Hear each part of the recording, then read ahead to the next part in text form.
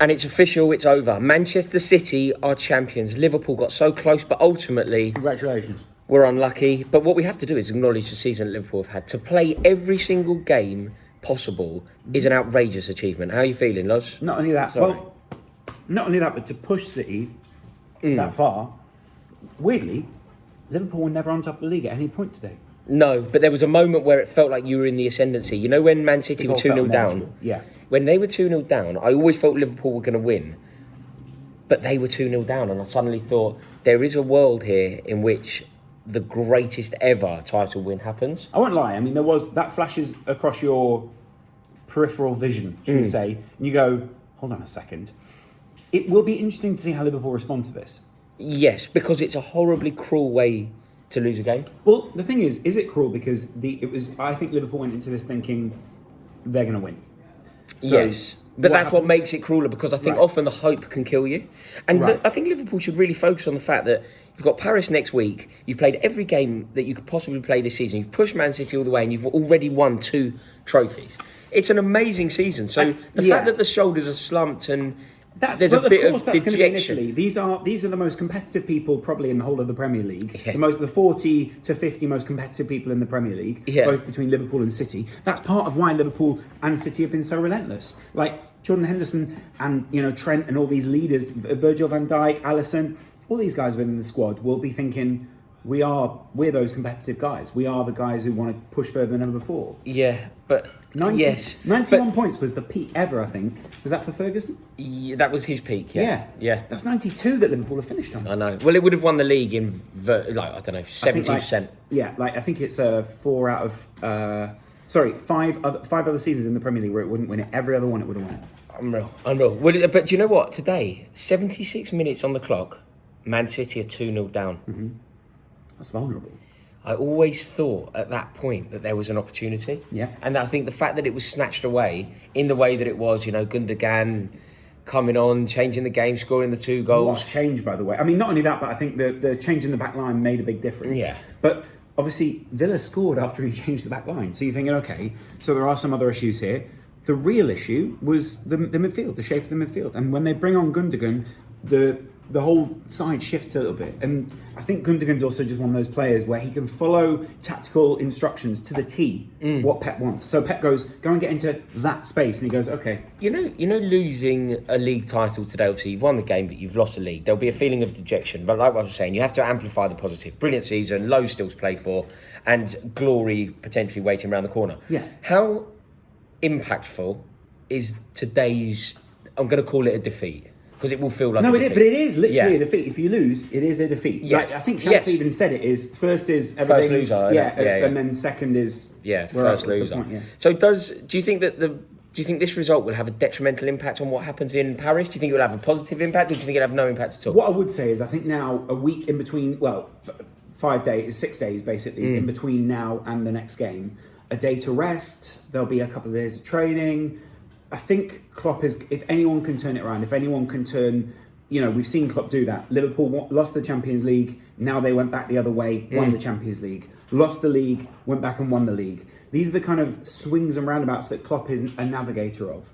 The only interesting thing here is Real Madrid come into that game going, literally with the tifo of, the Kings will always return, or the King is undeniable. Yes. Liverpool will be going into this thinking, okay, we didn't win the league.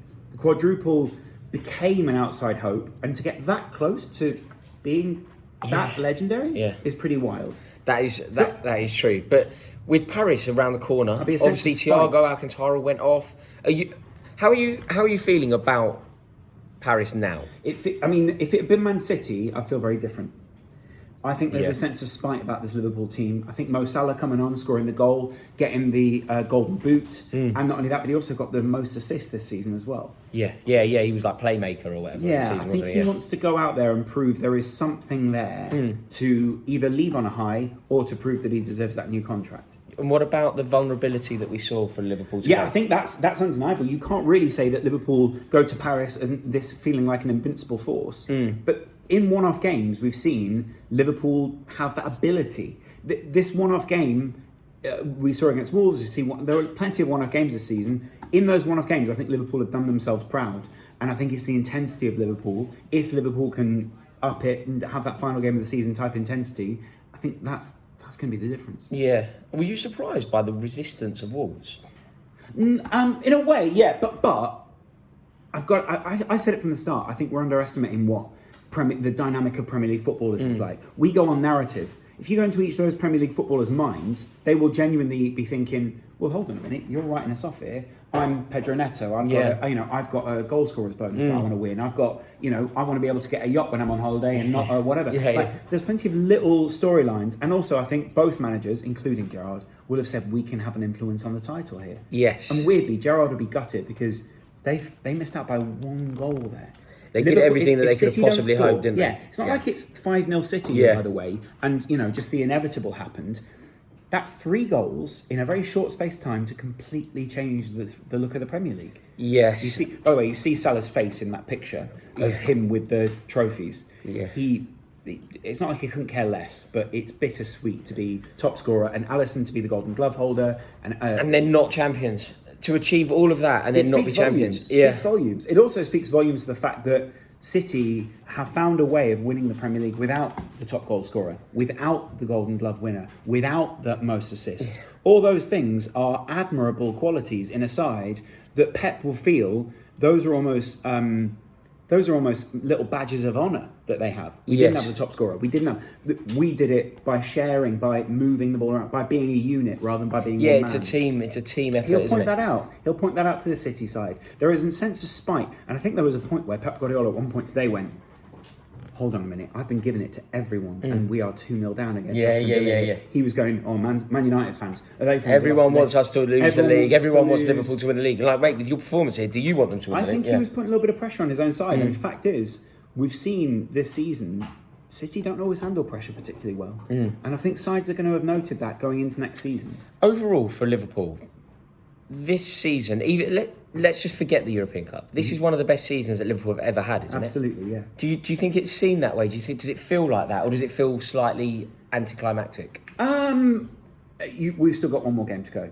And that will define, I don't know if it's defining, because I think Jurgen Klopp has taken this team beyond definition of trophies. Yeah. But in Liverpool terms, and in the way that the legends of the club on our Mount Rushmore have laid out, it probably is. Like, I know a cup double is fantastic.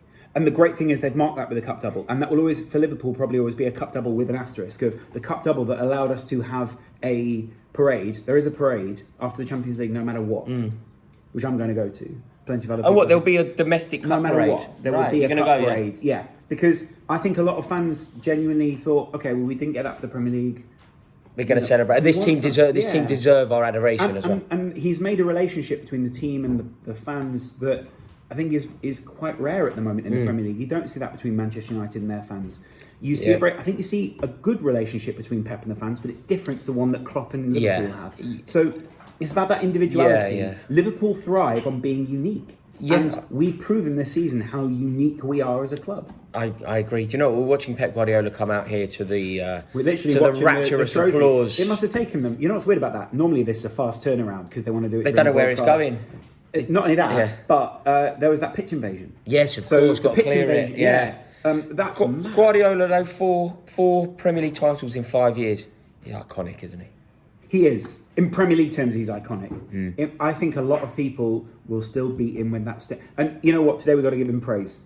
But the one thing that will be a bit of a craw in his side or whatever you want to call it is...